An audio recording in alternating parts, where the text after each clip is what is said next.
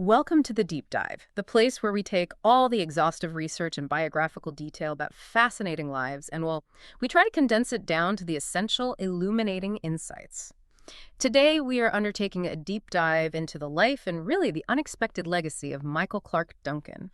Our sources give us a truly detailed biographical review. It spans everything from his challenging childhood in Chicago all the way to the height of his career as an Oscar-nominated actor. And it also documents his professional achievements and ultimately his passing far too young. It's a profound story. It is. So our mission today is to synthesize this information to fully understand the journey of an actor who had this immense, towering physical presence, yet repeatedly brought an unexpected and profound tenderness to his most memorable roles. The definitive gentle giant. Exactly. He was, to so many who watched him, the definitive gentle giant. And we're going to trace the path that led him from, the demanding reality of digging ditches for utility companies all the way to walking the red carpet at the Academy Awards. And it is a profound story of transformation and resilience. The source material is incredibly rich, covering foundational moments in his early life, the definitive turns in his career, the physical demands, and even details regarding his personal life and his health disciplines.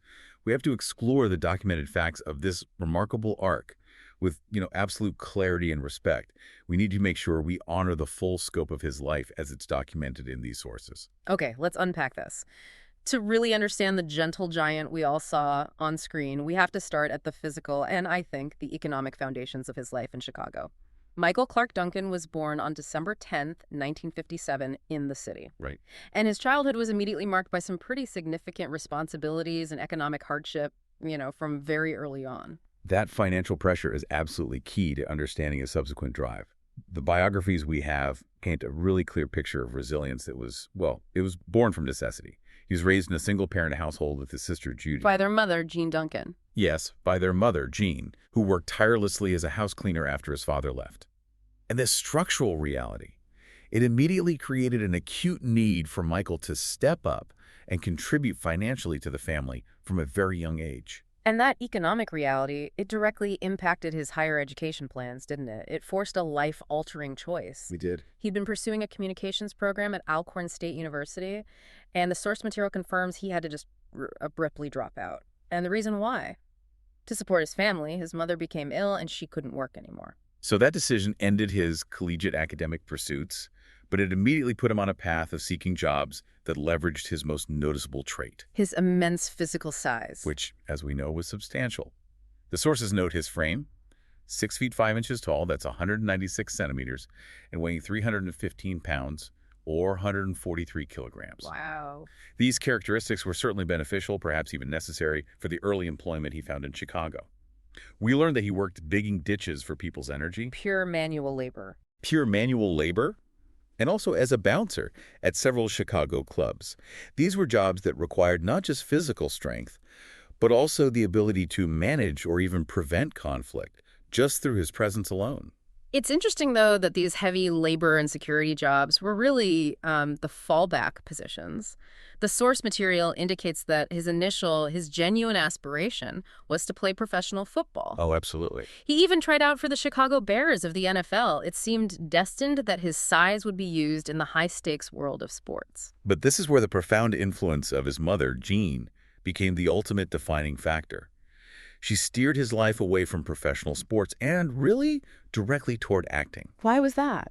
The sources explicitly state that she refused to let him play football.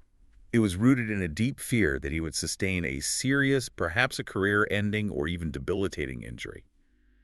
It was that maternal restriction, born of worry and love, that compelled him to choose acting instead. Which was something he had always wanted to do. Exactly, but now it served as the safer professional outlet for his energy and his talent. It is genuinely fascinating to think that a decision rooted in a mother's worry ultimately gifted Hollywood one of its most unique character actors. Before that crucial Hollywood transition, however, there's this absolutely wild anecdote from his early life in Chicago. Oh, you mean the Disco Demolition Night? His confirmed participation in the infamous 1979 Disco Demolition Night at Comiskey Park. For those who aren't familiar with the cultural chaos of that moment, this wasn't just some simple event. No, not at all. We need to provide context here. Disco Demolition Night was a promotional event held during a baseball doubleheader between the Chicago White Sox and the Detroit Tigers. Fans were encouraged to bring disco records to the park to be, well, to be blown up between games. And this was fueled by a really strong anti-disco sentiment, especially among rock fans. It was. The promotion, though, it quickly spiraled into a riot when thousands of fans, many of whom had only paid $1 and brought records, rushed the field after the detonation. It just created mass pandemonium. And the source material confirms Michael Clarke Duncan was right in the thick of it. He was one of the first 100 people to rush onto the field. He even detailed the sheer chaos of the night. He slid into third base during the commotion. And the documents detail that chaotic environment so vividly. While he was sliding into third base, he had his silver belt buckle stolen. Laughing slightly, no way. Yes, which is a perfect, almost ridiculous snapshot of the petty thievery happening amidst the wider riot. Simultaneously, however, he was stealing a baseball bat from the dugout. It's an almost cinematic picture of youthful, chaotic involvement. Which contrasts so sharply with the controlled, measured demeanor he developed later in life. Completely. So if we connect this early history to the bigger picture, what these foundational experiences really highlight is this incredible resilience and adaptability.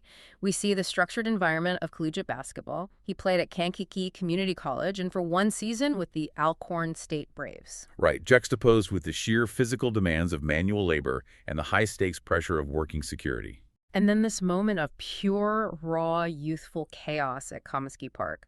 These were the essential formative elements that built the foundation for the professional discipline and the emotional range he would later exhibit on screen. He was always accustomed to physically intense, high-stakes environments, whether they were structured or unstructured. The fact that he was so grounded in these diverse, real-world experiences, from the collegiate court to the construction site and the chaotic club scene, it gave him a deep reservoir of human experience to draw upon when he eventually did start acting. He wasn't just an imposing figure. No, he was an imposing figure who had lived through the grind. And those high-stakes, physically demanding environments translated directly into his work when he made the pivotal move to Los Angeles to pursue acting. He was seeking work in front of the camera, but he financed his dreams by returning to the familiar trade of, various security jobs in L.A. And this period as a celebrity bodyguard is so crucial because it was the bridge between his old life and his new one. It placed him directly in the orbit of the people who would later become his professional peers. And the client list is pretty amazing. The sources detail a remarkably high-profile roster of clients. He worked for figures like Will Smith, Martin Lawrence, Jamie Foxx, and LL Cool J. These are major names in the mid-90s. Working for them must have given him invaluable insight into the mechanics of the industry. But there was one particular association during this time that was the most significant and, tragically, the most defining. His work for the notorious B.I.G. Yes. That association was, without question, the crucial turning point that led him to fully commit to acting, to shed the security life for good.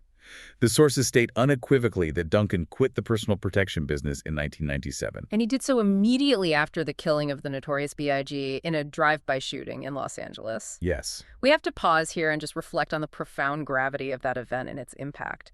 To witness that level of tragedy and violence up close, especially for someone who had already navigated volatile environments like club security, it must have been a terrifying and absolute clarification of priorities. It seems he recognized the acute and, the mortal danger inherent in the personal protection business, particularly in the mid-90s music scene. He made the definitive decision to pursue a less immediately perilous career path.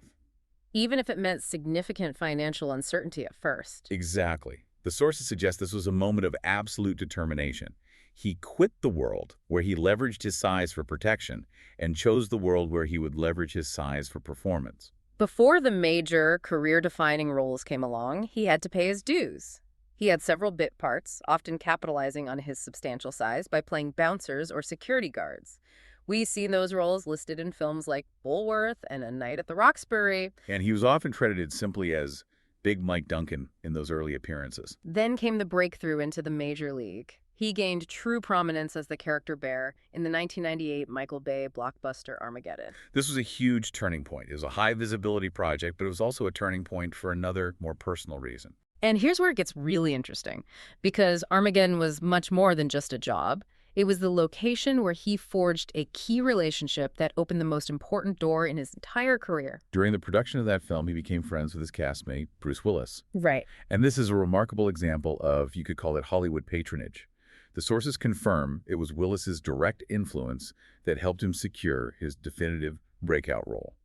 Willis, impressed by Duncan's character, his presence, and his talent, he leveraged his own star power to recommend him directly for the part. Which speaks volumes not just about Duncan's charisma, but about the immediate and deep bond he formed with a major Hollywood player like Willis. A huge star at the time. A huge star. And that definitive role, of course, was John Coffey in the 1999 Frank Darabont film The Green Mile, an adaptation of the Stephen King novel starring alongside Tom Hanks. And it was the role that completely cemented the archetype of the gentle giant, which is really the central thesis of our deep dive today. His portrayal of John Coffey, this massive, imposing man unjustly accused of murder, who possesses this childlike innocence and miraculous healing power. It just showcased his ability to deliver immense emotional depth and profound tenderness, despite his towering physical size. And that performance was immediately a critical phenomenon. The recognition he garnered was immense and diverse. It truly cemented him as one of the best supporting actors of that year and marked a huge shift in his professional status from, a working actor to an A-list talent. And the list of honors is long. It is. We see a significant list documented in the source material. An Academy Award nomination for Best Actor in a Supporting Role, and a Golden Globe nomination for Best Performance by an Actor in a Supporting Role in a Motion Picture. And beyond those major nominations, he secured several significant wins, which indicates the breadth of critical approval. He won the Critics' Choice Movie Award for Best Supporting Actor and the Saturn Award for Best Supporting Actor. Which speaks to his appeal both within traditional Hollywood and, within the genre film community. Exactly. He also won the Black Reel Award for Best Supporting Actor. This was a true career-defining moment that instantly validated his shift from security work to the demanding, high-stakes world of serious film acting. This performance. It became his professional calling card. And the benchmark against which all his future roles would be measured. Absolutely. So following the massive success and acclaim for The Green Mile, Duncan was immediately cast in a string of films that solidified his versatility across action and comedy genres. He was establishing his credentials rapidly, showing he wasn't just a one-hit wonder defined by one sentimental role. And that versatility is so key to maintaining a lasting career. The filmography shows this rapid pace of high-profile work where he utilized his size and his timing in all these different ways. Right, like Frankie Figg's Figueroa and the 2000 comedy The Whole Nine Yards. He had a great comedic timing. He really did. Then he played Colonel Attar, a fierce guerrilla antagonist in Planet of the Apes in 2001, and then Balthazar in the 2002 action film The Scorpion King. He was clearly showing he could blend comedy, sci-fi action, and pure physical presence with authority. But the next major challenge was perhaps his most physically and critically demanding action role, one that required both intense physical change and, well, it tackled a cultural discussion. The Kingpin. The Kingpin. He was cast in 2002 as Wilson Fisk, known as the Kingpin, for the 2003 film Daredevil. And this casting presented a fascinating dual challenge that we really have to elaborate on. Firstly, the sources note that he faced this unique pressure of portraying a character, Wilson Fisk, who was traditionally and definitively depicted in the Marvel Comics as a white, often obese crime lord. So that casting decision alone ignited discussions about racial representation and redefinition in comic book adaptations. It did. It forced Duncan to step into a culturally charged role. And secondly, there was the sheer physical transformation required. Kingpin is defined by his imposing, almost surreal bulk. Exactly. The sources state that Duncan, who was already a very large man, had to gain an additional 40 pounds, or 18 kilograms, just to fit the physical demands of the character's physique as it was conceived for the screen. That is an enormous amount of weight to gain specifically for a role. The physical and dietary commitment to that transformation is intense, especially when you consider the demanding schedule of a major studio film. Gaining and then maintaining 40 pounds of mass is a significant burden on the body, which speaks to his dedication. But it also, I think, foreshadows the discussion about his later health choices. What's truly interesting is his commentary on the role years later. It really reflects the difficulty of that physical mandate. Yes, in July 2006, when he was asked about potentially returning for the role of Kingpin in future projects, he specifically stated that he would not be willing to regain the weight that he had lost following the original film. Which strongly suggests the immense physical toll that gaining and then losing 40 pounds took on him. It provides crucial context for why he would later prioritize his physical health so vehemently. Despite the physical hardship, the performance cemented him as a formidable antagonist. And while he stepped back from the live-action Kingpin, he did later reprise the role for the voice cast of Spider-Man, the new animated series, leveraging that powerful vocal presence. And we also see him excel in other antagonistic roles, often utilizing his imposing figure for this kind of controlled menace. Like his turn as Minute, a powerful mobster, in the visually distinctive 2005 film Sin City. He brought that chilling, stoic authority to the character. He did. And this is where the critics consistently praised his ability to bring weight and menace to even smaller, focused roles. It showed that he didn't need the lead to dominate a scene. I want to draw specific attention to the critical recognition he received from the renowned critic Roger Ebert. Right, for The Island. For his performance in the 2005 film The Island. Ebert praised his character, Starkweather 2 Delta, writing that the character had only 3 or 4 scenes, but they're of central importance, and he brings true horror to them. And that points to his rare ability to completely dominate a scene with pure presence and gravitas, turning minor parts into memorable highlights. He also brought his commanding presence and comedic timing to other key live-action roles, including the highly successful comedy Talladega Nights in 2006, where he played Lucius Washington. And as Balrog in the 2009 film adaptation of Street Fighter. This blending of action, comedy, and drama highlights just how adaptable his physical presence was. But we cannot possibly discuss his career without shifting focus to his most enduring, yet often unseen asset, his voice. With his deep, resonant baritone, he became an incredibly sought-after voice actor. Arguably one of the most prolific in the business during that era. His work spanned film, television, and critically, video games. His film voice roles were extensive and highly successful. They took him into major animated features where his voice provided both warmth and authority. He voiced Tug, the imposing grizzly bear, in Brother Bear and its sequel. He was Commander Vakir in Kung Fu Panda. And maybe most memorably for comic book fans, he voiced the alien drill sergeant Kilowog in the Green Lantern film in 2011, starring alongside Ryan Reynolds. His voice itself was a character. And the video game world also utilized his distinctive vocal talents heavily. They understood that his voice could instantly confer weight and menace or nobility. He voiced Benjamin King, a central figure in the Saints Row franchise. He was the imposing Titan Atlas in the massively popular God of War 2. And the demons, Ladlord Ygorl in Forgotten Realms, Demon Stone, among many others.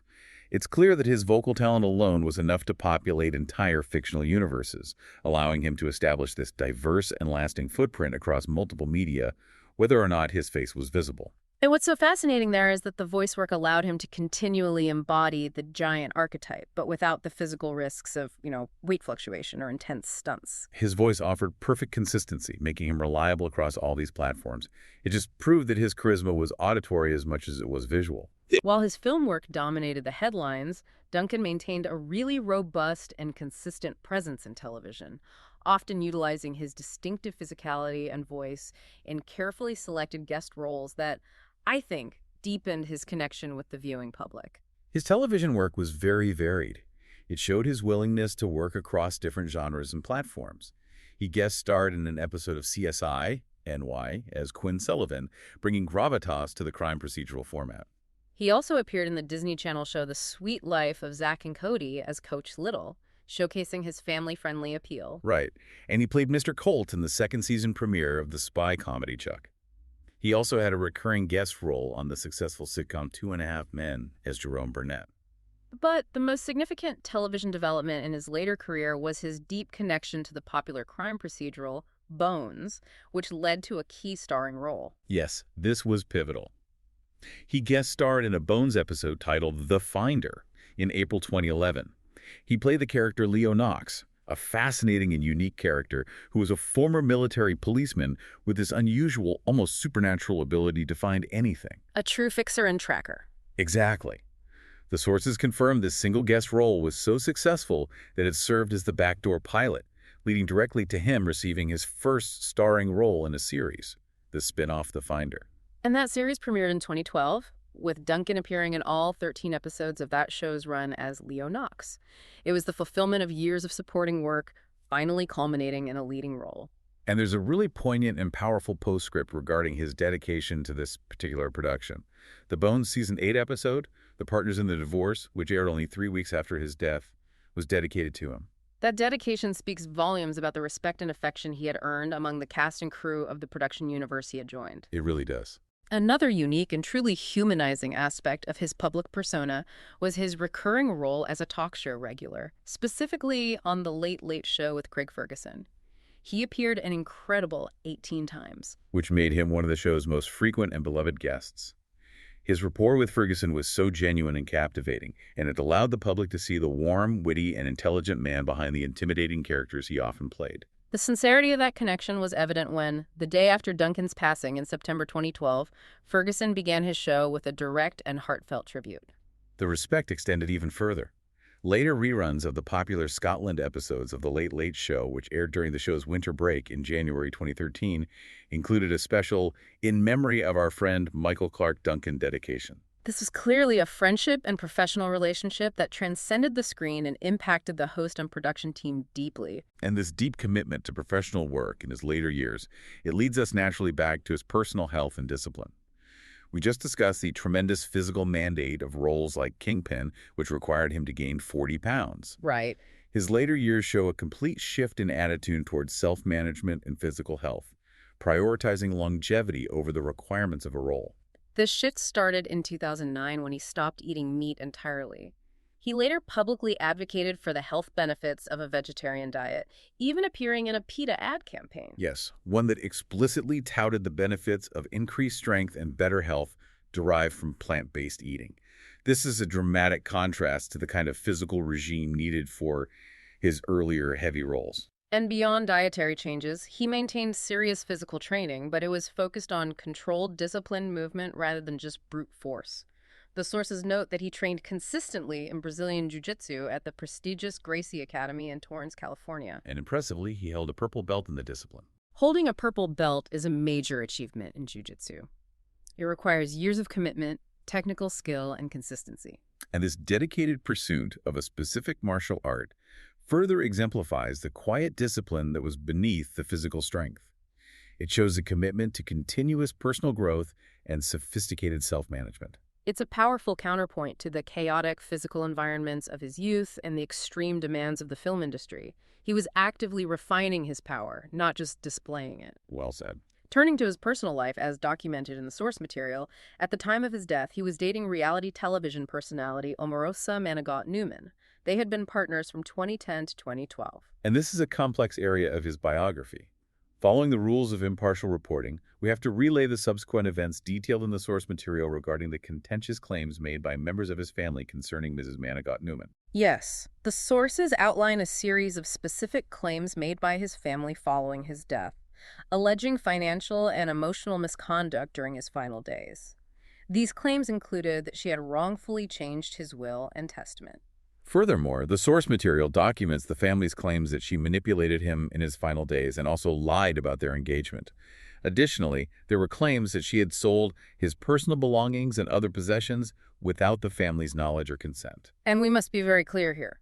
We are presenting these as the claims made by the family and documented in the sources. We are ensuring we convey the complexity and contentions surrounding his estate and final relationship without drawing any conclusions about the validity of those claims. Absolutely. However, the sources also confirm a very public and charitable action taken by Omarosa in his honor following his death, which is also an important factual detail we must report. In 2013, she appeared on the reality competition show, The All-Star Celebrity Apprentice. Right, and she explicitly stated she was playing in his honor for his favorite charity, the Sue Duncan Children's Center. Which was a charity that Michael Clarke Duncan had personally benefited from and championed throughout his life. Exactly. And the sources confirm that in the second episode of that season, she successfully won $40,000 for the organization. This action stands as documented fact alongside the family's claims, and it provides a necessary balance in the reporting of his estate's immediate aftermath. We now move to the tragic and sudden end of his life, which occurred far too young for a man who had finally prioritized his health. We have a detailed timeline leading up to his death in 2012. Duncan was taken to Cedars-Sinai Medical Center after suffering a heart attack on July 13, 2012. This medical crisis marked the beginning of nearly 2 months of hospitalization. The source material notes that by August 6 of 2012, he had been moved out of the intensive care unit, which, provided a brief moment of hope, but he still remained hospitalized, fighting for his recovery. Sadly, on September 3, 2012, while still in the hospital, Michael Clarke Duncan died of respiratory failure. He was only 54 years old. It's just profoundly sad. It is. It's profoundly sad to document the untimely end to a life marked by such hard-won success and such a late-stage commitment to health and personal discipline. It reminds us of the fragility of life, even for those who appear to possess insurmountable strength. A private funeral was held for him a week later, on September 10, 2012, in Los Angeles. And the list of attendees, it really speaks volumes about the respect and affection he commanded across every corner of the entertainment industry. It bridged genres and demographics.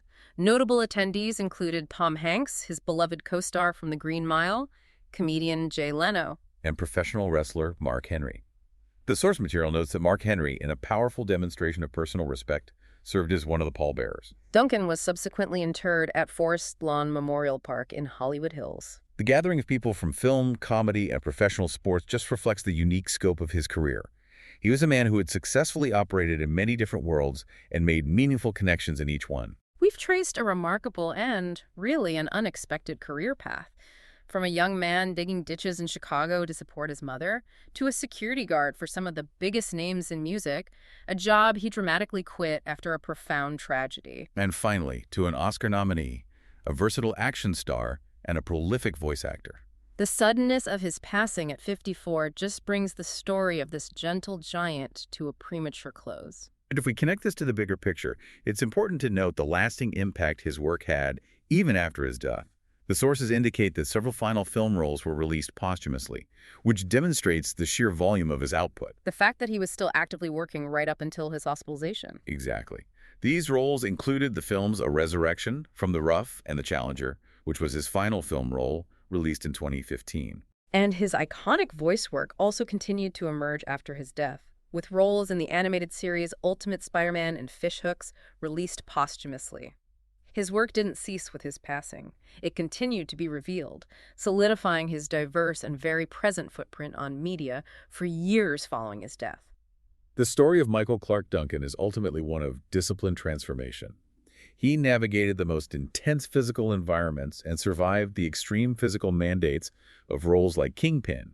Yet in his final years, he made these conscious, disciplined personal choices. Like pursuing a purple belt in Brazilian Jiu-Jitsu and adopting a vegetarian diet for health. He moved from simply reacting to physical demands to actively mastering his physical self. It makes you truly wonder about the constant striving for evolution and self-management that was required of him. He leveraged his size to protect others, then used his size to embody fictional characters, only to later fight against the unhealthy consequences of that size by embracing rigorous self-discipline. So, for you, the listener, we suggest reflecting deeply on this ultimate contrast.